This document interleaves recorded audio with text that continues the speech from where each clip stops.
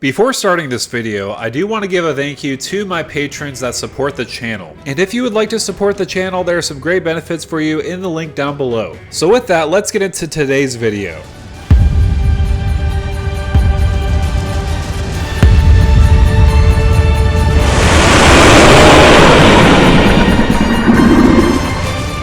What's going on YouTube? This is Devin coming back at you with another video today on Pups on PimTG. So with this video, I wanted to focus more on Commander Masters, specifically Zacama Primal Calamity, which is getting reprinted in there. When this card was first previewed, I obviously had to make a deck around it. I was playing Standard at the time and not Commander specifically, so it was a lot harder to play Dinosaur Tribal in a Standard setting. So when I first started playing Commander, this is one of the first decks I gravitated towards. I made Xenagos Scott of Revels as my first deck for Commander, but Zacama Primal Calamity followed after that in a couple decks. So I will say I have a lot of experience piloting Zacama as a Commander, and there's a lot of things you may want to consider when making a deck for her specifically. Since this is an older Commander, a lot of people have built around her left and right. I'm going to focus more on a high-powered setting for her, mainly because Zacama is a combo machine, making infinite mana left and right, and I'll show you how later in the video, but let's first focus on Zacama and what she does. So for 9 mana, you are getting a lot. You do have Vigilance, Reach, and Trample when it enters the battlefield, and if you cast it, untap all lands you control. And each for the 3 heads, you have 3 different modes and abilities. So for 2 and a red, Zacama deals 3 damage to target creature.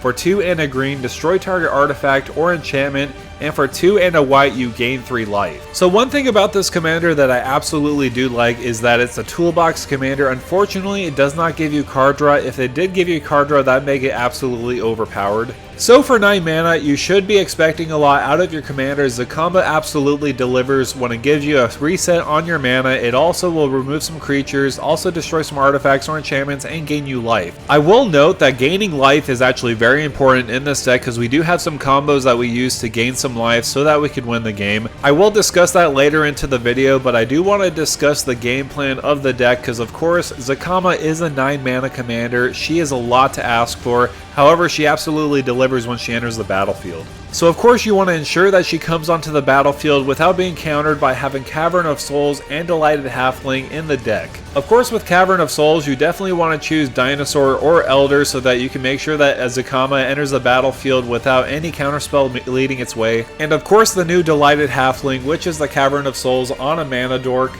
I will say there's a lot of legendary creatures. We want to make sure they can't be countered, so Delighted Halfling is going to be an auto-include, not just for Zacama itself. A lot of people are shoehorning it in every single deck they could put in a green deck because they don't want their commander to be countered, but if they don't have any other legendary creatures that they want to be not countered, it might not be as useful as you think, so you definitely want to have a lot of legendary creatures in your deck if you're going to run Delighted Halfling. Of course, also with Zacama being a huge mana cost, you want to have a great RAM package like having Farseek, Nature's Lore, and 3 visits. I mainly like these ones specifically, and I wanted to point them out because they are 2 mana, and on top of that you can search for a specific land type. So for example with Nature's Lore, you could search for a forest card, so you could search for Stomping Grounds if you need to. I did also want to bring your attention to some obvious staples like Smothering Tithe and Dockside Extortionist, mainly because we want to have enough ramps so that we could cast Zacama when we need to, so that we could untap all our lands and then use those lands so that we could destroy some stuff or gain some life.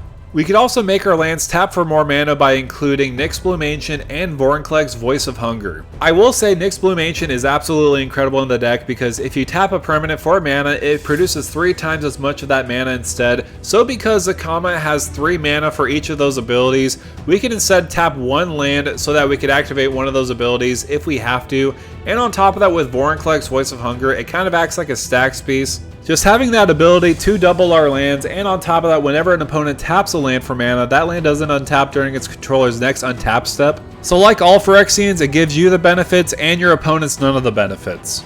Of course, ramp is great, but we do need some card draw. Luckily, we do have some great card draw options like Sylvan Library, Esper Sentinel, and Archivist of Agma. With Sylvan Library, you can pay more life so that you can get some more card draw. That's okay because, again, we're going to have Zacama to gain us some more life, so it's not going to be a complete waste. Esper Sentinel being a mini Mystic Remora is absolutely incredible too, and Archivist of Agma keeps surprising me. Whenever an opponent searches their library, you gain 1 life and draw a card, whether they're searching for a land by casting a Nature's Lore, or if they're tutoring for a creature card or a land card. Any kind of card they're tutoring for, we get to draw a card and gain some life, so that's incredible value. I will say card draw is very important. Also, we do need to interact with our opponent some way in some form. So this deck does rely on some stacks packages like Collector Oof and Aven Mind Sensor. There's a lot of different stacks options, but I found these to be incredibly impactful when I've been playing the game, especially Collector Oof. This may hurt us a little bit, but mostly it'll hurt our opponents that are relying on so much artifact ramp and artifact wins. Also with Aven Mind Sensor, you can disrupt your opponents at flash speed so that they could only look at the top 4 cards of their library when they're searching it. I will say this is extremely useful in the fact when people are fetching 4 lands, they can't do that because Aven Mind Sensor says they can only look at the top 4 cards of their library, and if they can't find a land, they can't put a land on the battlefield that they can fetch for. So I would say some of these interaction pieces are definitely a highlight of the deck. I also did want to include the new Gandalf the White. I do need to test this a little bit more, but theory based, this is absolutely incredible in the deck. I did build around Gandalf the White in a EDH format. If you want to go check that out, I'll post the link above here, but he does have some great abilities. It does have flash, and you may cast legendary spells and artifact spells as though they had flash. If a legendary permanent or an artifact entering or leaving the battlefield causes a triggered ability of a permanent you control to trigger, that ability triggers an additional time. So if you do have Gandalf the White on the battlefield, you could then flash Zacama onto the battlefield because of his enter the battlefield trigger. We could untap all our lands, and if you do notice with Gandalf, that ability triggers an additional time. So what you can do when that ability triggers an additional time, you could in response tap all your lands for mana and then have those lands untap again so that you could tap them again. So I do think Gandalf is an absolute shoe-in so that we could have some more interaction casting our Zacama at instant speed. So with that said, I did talk about a lot of the things that you want to put in the deck. I did want to focus on winning the game. There's a lot of combos that you can win the game with. I will say the cleanest combo in the deck is using Heliod Suncrown and Walking Ballista. This is a classic combo in CDH where you get 1/1 counters on Walking Ballista. Then you could give Walking Ballista lifelink, and then you could shoot down your opponents, gain some life, repeat the process with Heliod Suncrown, and win the game that way. Another way we could win the game is using Vivien on the Hunt as a pod combo. To be quite honest, we're only using that +2 ability at all times with Vivien because it has that ability. You may sacrifice a creature. If you do, you search your library for a creature card with mana value equal to 1 plus the sacrificed creature's mana value, put it onto the battlefield, then shuffle. In order for this combo to work, you need to activate Vivien's abilities to sacrifice a creature with mana value 3 or greater to search for Felidar Guardian. So with Felidar Guardian's trigger, you're going to blink Vivien, you're going to activate Vivien again, sacrificing Felidar Guardian to get Karmic Guide. Karmic Guide will then trigger and then return Felidar Guardian back to the battlefield. You could blink Vivien on the Hunt again so that you could reset that ability.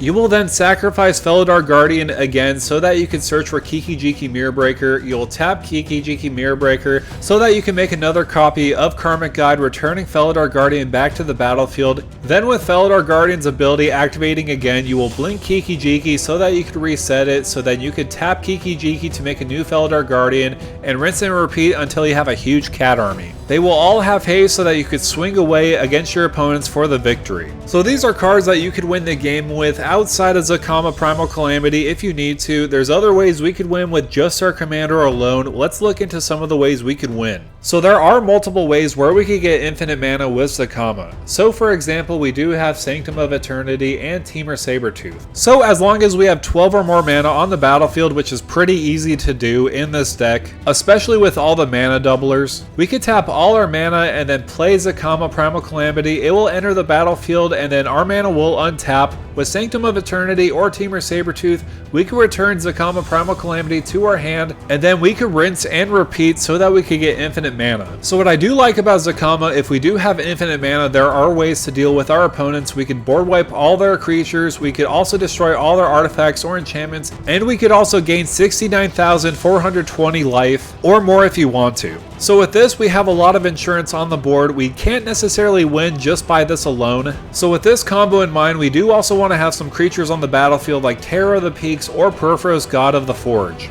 If we do have one of those two things to combo with Zacama on the battlefield and we have Terror of the Peaks on the battlefield, we can essentially blast our opponents in the face for infinite damage.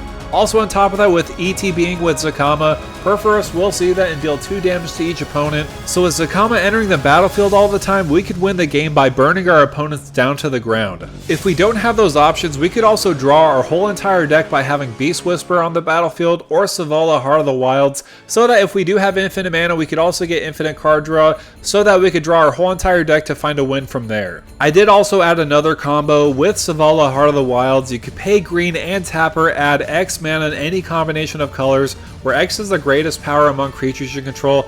So Zacama has 9 power and 9 toughness, so we're going to be tapping for 9 mana, and if we have something on the battlefield like Staff of Domination, we could pay 3 of that mana to untap Savala, Heart of the Wild, so then we could rinse and repeat, untapping Staff of Domination, and then untapping Savala, Heart of the Wilds, so that we could get infinite mana, and then later on when we get infinite mana, we could get infinite card draw by paying 5 to draw a card, then untapping Staff of Domination, rinse and repeating so that we could win the game somehow that way. I will say something with Staff of Domination, this also does work with Zacama and one of those abilities that returns Zacama back to our hand like Temur Sabertooth. If we do get infinite mana that way, we could also draw our whole entire deck as well. Then we could put all the creatures from our hand onto the battlefield and then give them haste by using Finale of Devastation, and for more insult to injury, if X is 10 or more when we put X into it, creatures you control get +X and gain haste until end of turn. So of course, because we have infinite mana, we could put any number amount of mana into that X ability and then overwhelm our opponents for victory. So with that said, that's going to do it for me, guys. Thank you guys so much for coming by and watching this video on Zacama Primal Calamity. I will say I absolutely love playing Zacama Primal Calamity, not just because it's a 3-headed T-Rex, and not just because it's a dinosaur, and not because it just has a bunch of abilities that make you win, but just because it's a fun commander overall. However, let me know down below, is there anything I missed on Zacama Primal Calamity? There's so much avenues you could go with Zacama by going Dinosaur Tribal, or you could go with a high-powered setting like this deck. I will be honest, I'm so glad to see it get reprinted so that I could get the Judge promo for much cheaper. So with that said, make sure to like, share, and subscribe to the channel, and with that out of the way, thank you for stomping by.